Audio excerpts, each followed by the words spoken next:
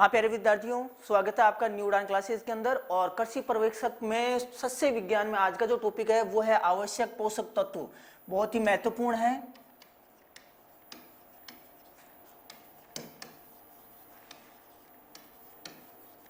तो आवश्यक पोषक तत्वों के अंदर सबसे पहले आवश्यक पोषक तत्व किसने दिए, आवश्यक पोषक तत्व क्या होते हैं और कौन कौन से पोषक तत्व हैं, उनका वर्गीकरण क्या है, ये चीज अपन देखेंगे। तो सबसे पहले बात करते हैं आवश्यक पोषक तत्वों की अवधारणा।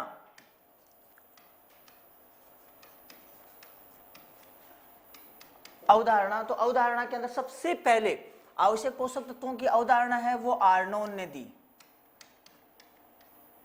और आर्नोन ने बताया कि आवश्यक पोषक तत्व कौन से होते हैं, उनके लिए तीन शर्तें सबसे महत्वपूर्ण हैं। और वो तीन शर्तें हैं, सबसे पहले पौधे जिनके बिना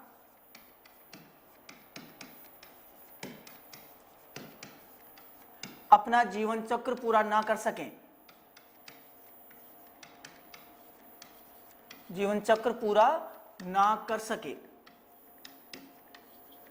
दूसरी शर्त, एक पोषक तत्व की कमी को दूसरे पोषक तत्वों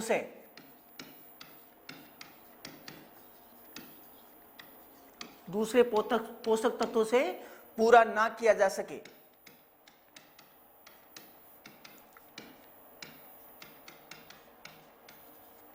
और तीसरी चीज है वो रहेगी अपने इसके अंदर जो सीधे पौधों की उपापचयी क्रियाओं में भाग लेता हो।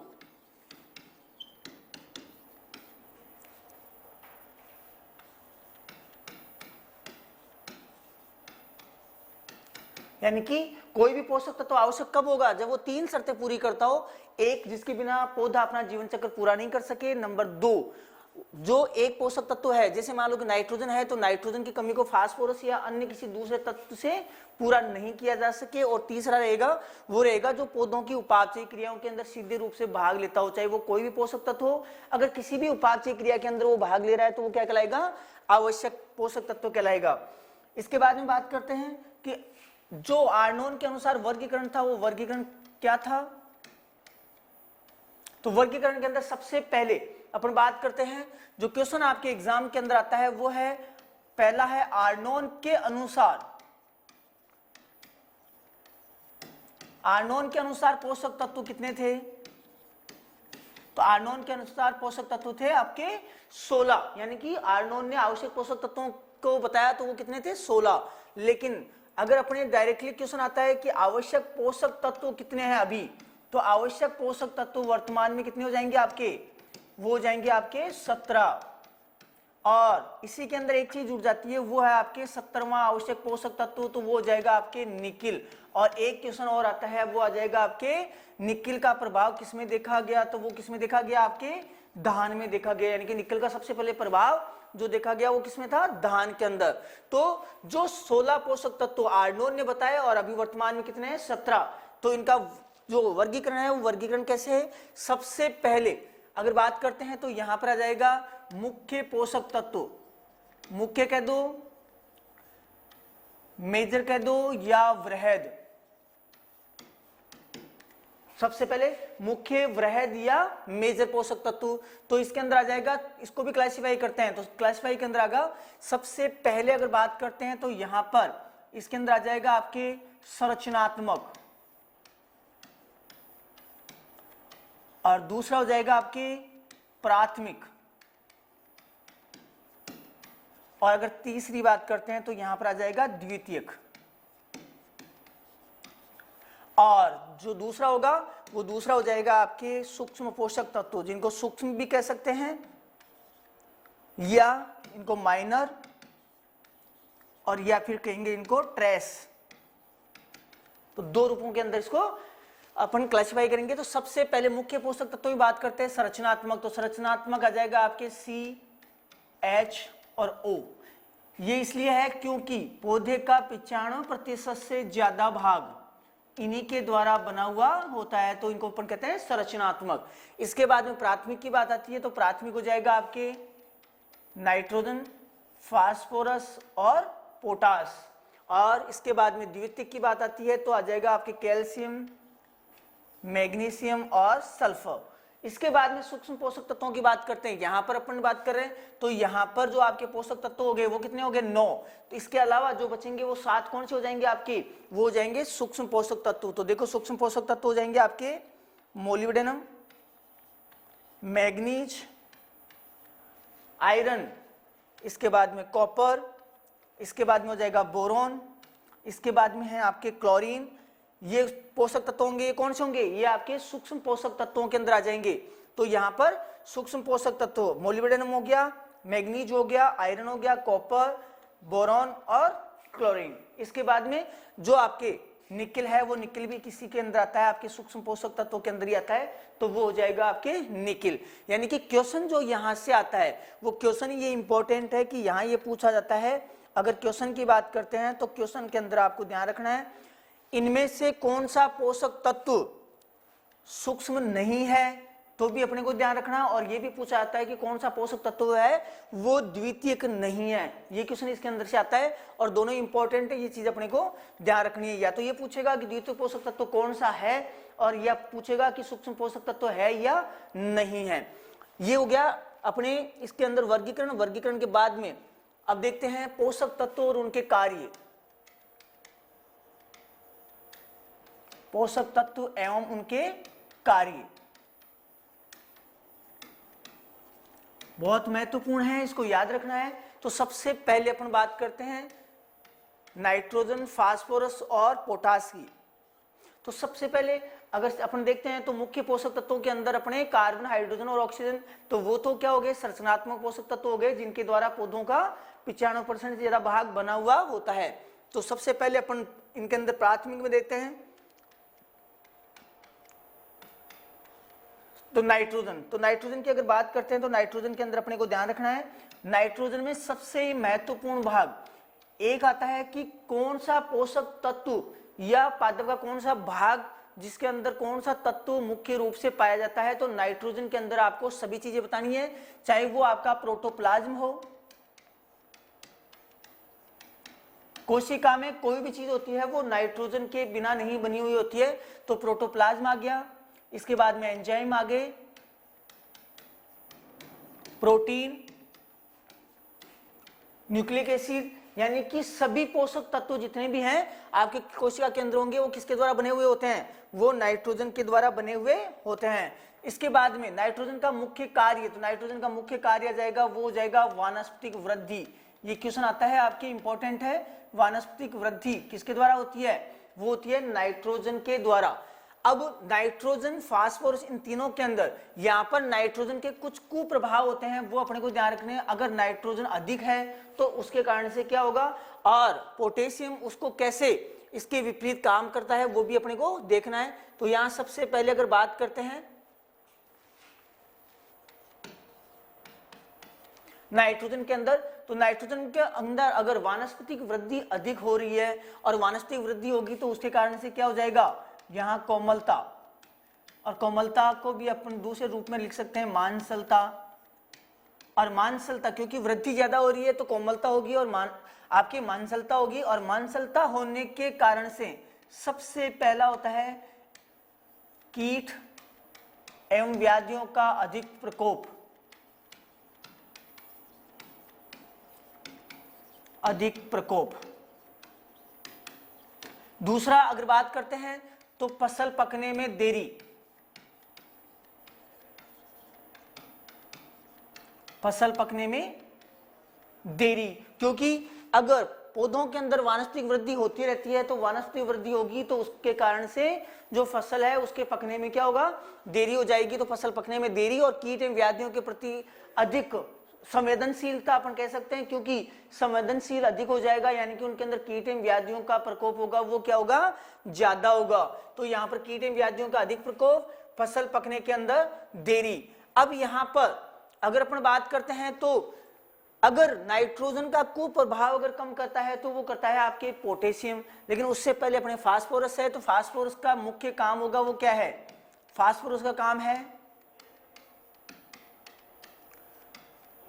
जड़ों का विकास। अगर जड़ों की बात करते हैं तो जड़ों का विकास होगा वो किसके द्वारा होगा, वो अपने फास्फोरस के द्वारा होता है। तो फास्फोरस का मुख्य काम हो गया जड़ों का विकास, और एटीपी का मुख्य घटक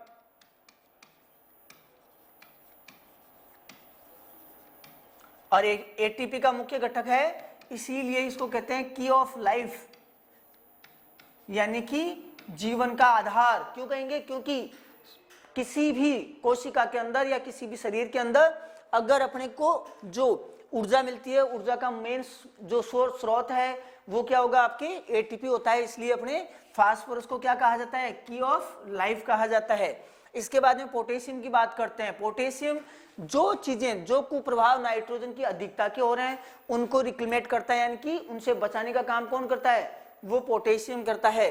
तो पोटेशियम के अंदर क्या जाएगा, सबसे पहले अगर बात करते हैं तो रंध्रों का खुलना व बंद होना,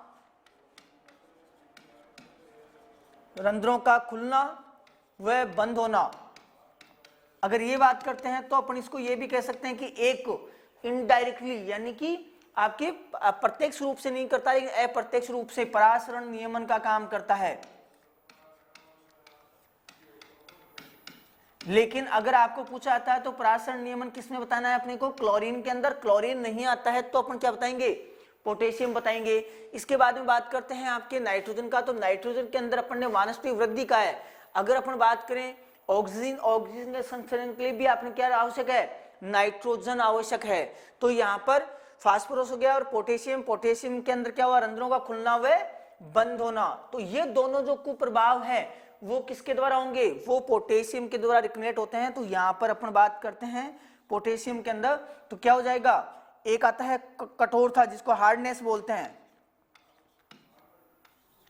और हार्डनेस होगी इसके कारण से क्या हो जाएगा, कीट एवं व्याधियों का कम प्रकोप, कीट एवं व्याधियों का कम प्रकोप। इसका अर्थ ये हुआ, अगर कीट एवं व्याधियों का कम प्रकोप हो रहा है तो इसका अर्थ ये हो जाएगा कीट एवं व्याधियों के प्रति प्रतिरोधकता। तो प्रतिरोधकता किसके कारण से आएगी, वो आ जाएगी अपने पोटेशियम के कारण से। यानी कीट एवं व्याधियों के प्रति अगर प्रतिरोधकता की बात करते हैं तो वो किसके कारण से होगी, पोटेशियम के कारण से होगी। इसके बाद में अगर आपके कीट एवं व्याधियों का प्रकोप कम हो रहा है उसके कारण से जो आपकी गुणवत्ता है, गुणवत्ता के लिए कौन सा हो जाएगा, वो पोटेशियम हो जाएगा। तो गुणवत्ता के लिए कौन सा हो गया, आपके पोटेशियम हो गया, क्योंकि कीट एवं व्याधियों का प्रकोप कम हो रहा है। इसके कारण से जो गुणवत्ता है, जो भी फसल उत्पाद हैं उनकी गुणवत्ता होगी वो कौन सी हो जाएगी, किसके द्वारा होगी, वो पोटेशियम के द्वारा होगी। लेकिन अगर बीजों की सुडौलता अगर पूछा जाता है तो आपको क्या बताना है, फास्फोरस। बीजों की सुडौलता वो किसके कारण से, हालांकि गुणवत्ता के लिए अपने को क्या बताना है, पोटेशियम बताना है, लेकिन बीजों की सुडौलता है वो किसके द्वारा, फास्फोरस के द्वारा बतानी है। तो केवल और केवल फास्फोरस को किसमें बताएंगे, बीजों की सुडौलता के अंदर बताएंगे, और गुणवत्ता का क्या करेंगे अपन, पोटेशियम के अंदर बताएंगे। और कीट एवं व्याधियों का प्रकोप कम किससे होगा, वो आगे हो जाएगा अपने पोटेशियम से। यहाँ पर एक चीज आती है आपके नाइट्रोजन के कारण से, अगर वानस्पतिक वृद्धि ज्यादा हो रही है तो उसके कारण से फसल का गिरना, फसल का गिरना किसके कारण से होगा, वो हो जाएगा अपने नाइट्रोजन की अधिकता के कारण। लेकिन फसल को गिरने से बचाना, फसल को गिरने से बचाने का काम कौन करेगा, वो पोटेशियम करेगा। तो यहां पर नाइट्रोजन की अधिकता से जितने भी कार्य हो रहे हैं उनको अगर सुधारने का काम या उससे बचाने का काम करता है वो कौन करता है, पोटेशियम करता है। तो नाइट्रोजन के कारण से वनस्पति वृद्धि अधिक हो रही है तो फसल ज्यादा गिर रही है, उसमें कोमलता होगी तो भी फसल का गिरना होगा, कीट एवं व्याधियों का प्रकोप ज्यादा होगा, फसल पकने में देरी होगी। लेकिन जो पोटेशियम है वो क्या करेगा, हार्डनेस, हार्डनेस के कारण से क्या करेगा, गुणवत्ता के अंदर वृद्धि करेगा, फसल को गिरने से बचाएगा और कीट एवं व्याधियों के प्रति क्या करता है, प्रतिरोधकता उत्पन्न करता है। इसके बाद में इनके कमी से होने वाले लक्षण, तो देखो यहाँ पर अपन बात करते हैं नाइट्रोजन, फास्फोरस और पोटेशियम, इन तीनों की ही क्या होगी आपके पौधों के अंदर, पौधों में गतिशीलता, पौधों में गतिशीलता इनकी क्या हो जाएगी, अधिक होती है और अधिक होने के कारण से इनके जो लक्षण, कमी के लक्षण हैं वो कहाँ दिखाई देंगे, वो पुरानी या निचली पत्तियों पर दिखाई देते हैं। तो कमी के लक्षण पुरानी अथवा निचली पत्तियों पर,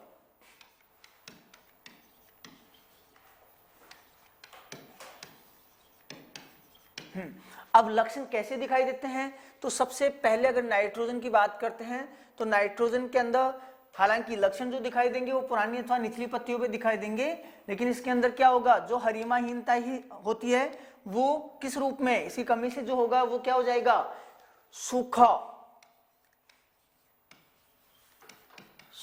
भूखा रोग, यानी कि इसको कहते हैं स्टारवेशन।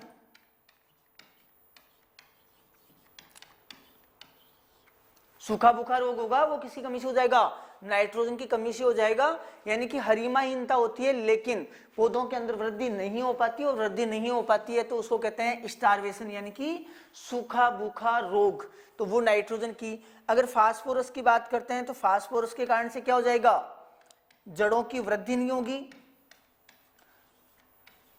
जड़ों की वृद्धि नहीं होना, वो किसी कारण से होगा, वो हो जाएगा फास्फोरस की कमी से। और ऐसे ही पोटेशियम की बात करते हैं तो पोटेशियम के कारण से क्या हो जाएगा, पोटेशियम के कारण से पत्तियां पीली पड़ जाती हैं,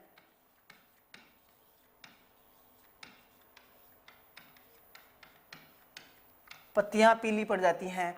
तो नाइट्रोजन, फास्फोरस, अगर इनका तीनों का अगर एक साथ देखते हैं तो अपन कहते हैं पुरानी अथवा निचली पत्तियों का पीला पड़ जाना, लेकिन अलग अलग देखते हैं तो सूखा भूखा रोग किसके कारण से, स्टारवेशन होगा, नाइट्रोजन की कमी से।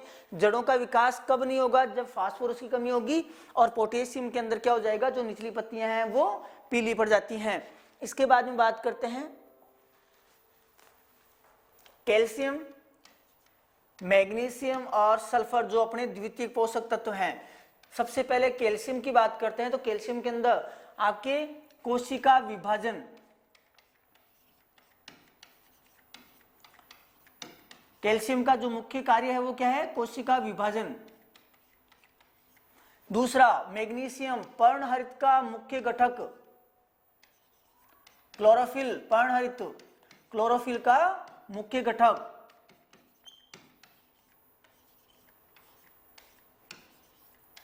मेन सेंटर पॉइंट कहा जाता है, तो क्लोरोफिल का मुख्य घटक या क्लोरोफिल किसके का निर्माण मुख्यतः किसके द्वारा होता है, मैग्नीशियम के द्वारा। लेकिन अपने को एक चीज और ध्यान रखनी है, यहां पर यहां अपने को ध्यान रखना है, मैग्नीशियम है वो क्या है,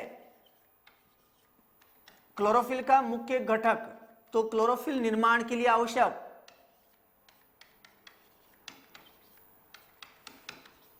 क्लोरोफिल निर्माण के लिए आवश्यक। लेकिन अगर क्लोरोफिल निर्माण में सहायक की बात की जाती है तो कौन सा हो जाएगा, नाइट्रोजन। क्लोरोफिल के निर्माण के लिए आवश्यक कौन सा है, मैग्नीशियम। लेकिन अगर सहायक की बात की जाती है तो कौन सा हो जाता है, नाइट्रोजन। इसके बाद में बात करते हैं सल्फर की, तो सल्फर दोनों ही चीजें, एक तो आपके दाल वाली फसलें, दाल वाली फसलों के अंदर क्या हो जाएगा, प्रोटीन, दाल वाली फसलों में प्रोटीन निर्माण के लिए आवश्यक,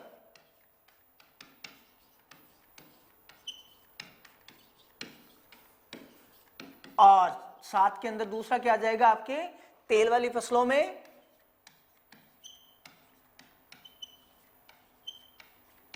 तेल वाली फसलों में तेल निर्माण के लिए आवश्यक,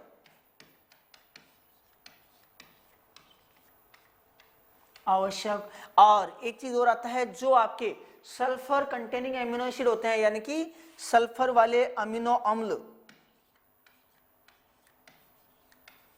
सल्फर वाले अमीनो अम्ल, अम्लों के लिए आवश्यक, और सल्फर वाले अमीनो अम्ल हैं वो आ जाएंगे आपके सिस्टीन, सिस्टाइन और मेथियोनिन। इनके निर्माण के लिए आवश्यक। अब बात आती है आपके इनके लक्षण कहाँ दिखाई देते हैं, तो यहां पर देखो कैल्शियम और सल्फर इन दोनों के ही लक्षण जो नई पत्तियां हैं वहां पर दिखाई देंगे, नई पत्तियों पर। और मैग्नीशियम है वो मैग्नीशियम के लक्षण कहाँ हो जाएंगे, इसके अंदर आ जाएगा आपके इंटरवेनियल, इंपॉर्टेंट है एग्जाम में आता है, इंटरवेनियल हरिमाहीनता, हरिमाहीनता। तो इंटरवेनियल इंपॉर्टेंट है, ये क्वेश्चन आता है एग्जाम के अंदर। इंटरवेनियल हरिमाहीनता, इंटरवेनियल क्लोरोसिस होगा वो मैग्नीशियम से, लेकिन यहाँ पर कैल्शियम और सल्फर की कमी से जो लक्षण दिखाई देंगे वो कहाँ दिखाई देंगे, नई पत्तियों पर दिखाई देते हैं। इसके बाद में मोलिब्डेनम, सबसे पहली बात मोलिब्डेनम है, ये क्या करेगा आपके जो नाइट्रोजन फिक्सेशन होता है, नाइट्रोजन स्थिरीकरण के लिए आवश्यक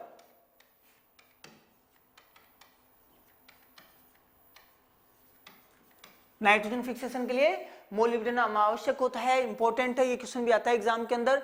तो नाइट्रोजन फिक्सेशन के लिए कौन सा तत्व आवश्यक है, तो हो जाएगा आपके मोलिब्डेनम। कैल्शियम की बात करते हैं तो कैल्शियम के अंदर क्या जाएगा, एक चीज और आती है आपके यहां पर कोशिका विभाजन।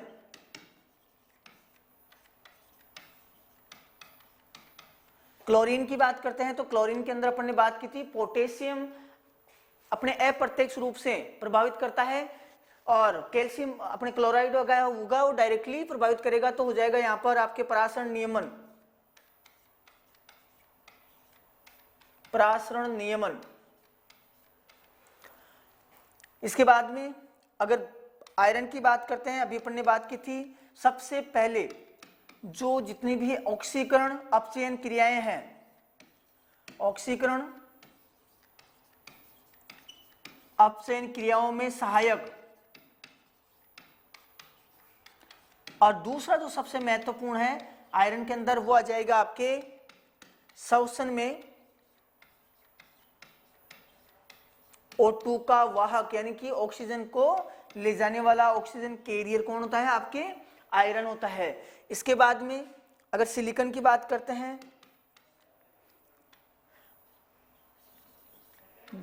बीजों को या पौधे के अंदर शुष्क भार को बढ़ाना, शुष्क भार को बढ़ाने का काम कौन करता है, आपके सिलिकॉन काम करता है। अगर क्लोरीन की बात करते हैं, आयरन की बात करते हैं, तो सबसे पहले परासरण नियमन जो कि प्रभावी रूप से करता है, लेकिन आयरन क्या करेगा, ऑक्सीकरण और अपचयन क्रियाओं को प्रभावित करता है। इसके बाद में एक आता है आपके कॉपर, और कॉपर क्या करता है, आपके जो उपापचयी क्रियाएं हैं, उपापचयी क्रियाओं में उत्प्रेरण का कार्य, तो उत्प्रेरण का कार्य करने का काम कौन करता है, वो करता है आपके कॉपर। तो ये थे पोषक तत्व जिनके क्या क्या कार्य हैं और क्या प्रभाव है। इसके बाद में पोषक तत्वों की कमी से होने वाले रोग, पोषक तत्वों की कमी से होने वाले रोग।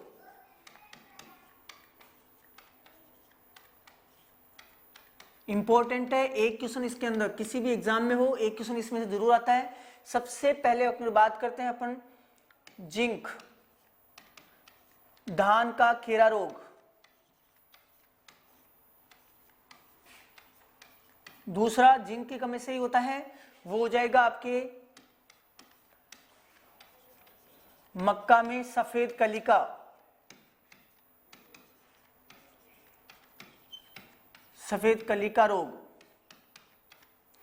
इसके बाद में जो इंपॉर्टेंट है वो पूछा जाता है आपके मोलिब्डेनम, फूल गोभी में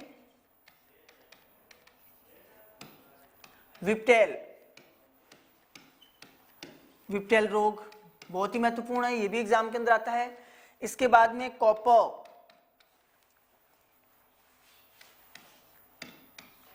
नींबू में डाइबैक, ये किसकी कमी से होता है? ये कॉपर की कमी से होता है।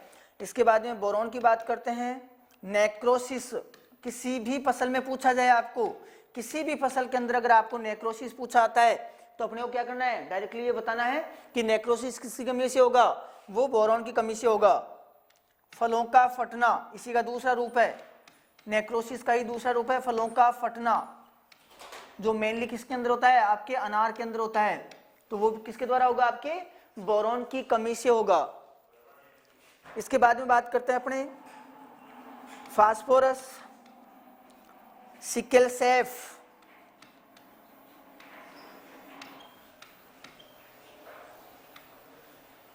पत्तियां होगी वो किसके द्वारा कमी से हो जाएगी? वो हो जाएगी आपके फास्फोरस की कमी से हो जाएगी। तो ये थे अपने रोग जो अपने पोषक तत्वों की कमी से होते हैं। तो अपन ने देखा कि पोषक तत्व, अपने सबसे पहले पोषक तत्व किसने दिए? आर्नोन ने दिए, और आर्नोन ने उनका कैसे क्लासिफिकेशन किया वो भी अपने देखा। कितने पोषक तत्व हैं?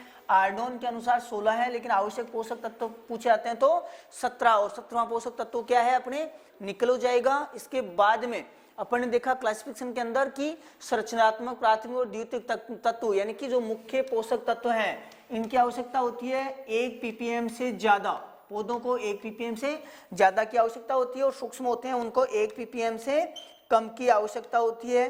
तो ये थे अपने सूक्ष्म पोषक तत्व। इसके बाद में पोषक तत्वों की कमी से होना, क्या क्या उनके मुख्य कार्य हैं और उनका प्रभाव क्या है, वो अपने देखा NPK। इसके बाद में कौन से पोषक तत्वों की कमी से कौन सा रोग होता है, वो चीज अपन ने देखी है यहाँ पर। इसके बाद में जो सूक्ष्म पोषक तत्व हैं, और अंत में अपन ने देखा है वो है पोषक तत्वों की कमी से होने वाले रोग, जो कि महत्वपूर्ण है, वो अपन ने देखा है। तो ये थे अपने पौधों के लिए आवश्यक पोषक तत्व और उनके क्या क्या प्रभाव हैं और उनकी कमी से कौन कौन से रोग होते हैं। एक क्वेश्चन हर एग्जाम में जरूर आता है, बहुत ही महत्वपूर्ण है। ये अपने पोषक तत्व हैं। बहुत बहुत धन्यवाद।